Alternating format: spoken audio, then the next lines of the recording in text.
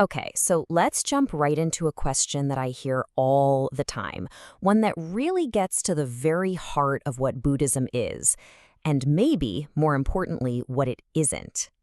So here it is, the big question. Do you need to be religious to become a Buddhist? Well, the answer might not be what you think, because it all boils down to just one thing: what that word religion actually means to you. I mean, think about it for a second. When you hear the word religion, what pops into your head? For a lot of us, that word carries some pretty heavy baggage. It can bring up some really strong images and feelings, and not always good ones.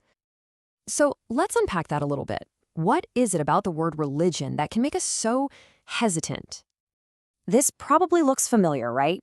We often picture religion as a set of rigid, unchanging traditions.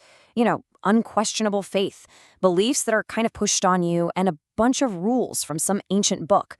And look, if that's your definition of religion, then Buddhism is something else entirely. So what did the Buddha offer instead? Well, he presented an idea that was, and honestly still is, pretty radical. See, he never claimed to be a god. He never asked anyone to worship him. He wasn't interested in blind faith at all. What he offered was a method. And you can see the difference right here. Where some traditions demand worship, the Buddhist path is all about self-realization. Instead of blind faith, it's about self-exploration. And rather than just believing what a book says, the invitation is to test every single idea for yourself. It's a total shift from believing to experiencing. This idea is captured perfectly in this amazing quote. It comes from a famous teaching where the Buddha met these villagers who were just completely overwhelmed. All these different teachers kept coming through their town, and every single one said, "I have the truth, the only truth." The villagers were like, "Who are we supposed to believe?" And the Buddha's answer was just revolutionary. He basically told them, don't believe anyone, not because it's in a book, not because it's tradition, and don't even believe something just because I'm the one who said it. Instead, he gave them a test, a simple, practical test you can use for any idea. First, you just observe. See what happens when you try this idea in your own life. Then you ask a really straightforward question. Does this actually lead to more well-being for me and for others? If the answer is yes, great, hold on to it, work with it. But if the answer is no, if it causes harm, you just let it go. It's that simple. So you see, it's not about blind faith at all. It's about having the confidence to just try it out and see what happens. Okay, so if it isn't about belief, then what's at the core of all this? Well, that brings us to the real engine of the path: practice.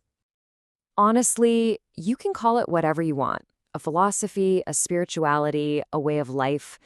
The labels really don't matter. At the end of the day, the only thing that actually makes a difference is what you do, what you put into practice. And what does this practice even look like? Well, it's things like actively cultivating unconditional love and kindness. It's using mindfulness to really get to know yourself, to find your own inner truth.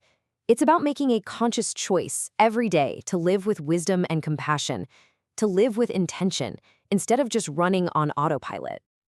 And this whole idea wasn't just some abstract theory he cooked up. It came straight from his own life. He tried both extremes. He started out in a palace with every luxury imaginable, but he wasn't happy.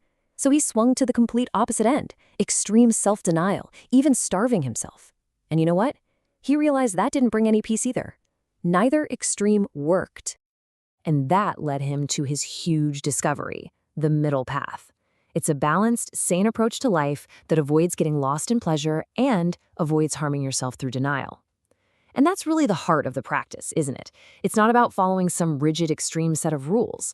It's about finding what genuinely works to bring you and others peace. So when you put all this together, you realize this isn't a list of commands you have to obey. It's something way more personal. It's an open invitation. In fact, there's one single, powerful word from Pali, the ancient language of the earliest Buddhist texts, that just perfectly captures this entire spirit. And that word is ihipesiko. It means come and see for yourself. How cool is that? It's not come and believe. It's come and investigate. It puts all the power, all the authority right back where it belongs, in your own hands, in your own direct experience. So in the end, it boils down to this incredibly simple, practical choice. You are the ultimate authority on your own path. If you try these practices and they genuinely bring more peace and happiness to your life, then you keep doing them. And if they don't, you're totally free to just let them go. No dogma, no guilt. So let's circle back to where we started. Maybe the question was never about whether you need to be religious or whether you need to call yourself a Buddhist. Maybe the only question that truly matters is this one. Are you willing to see for yourself?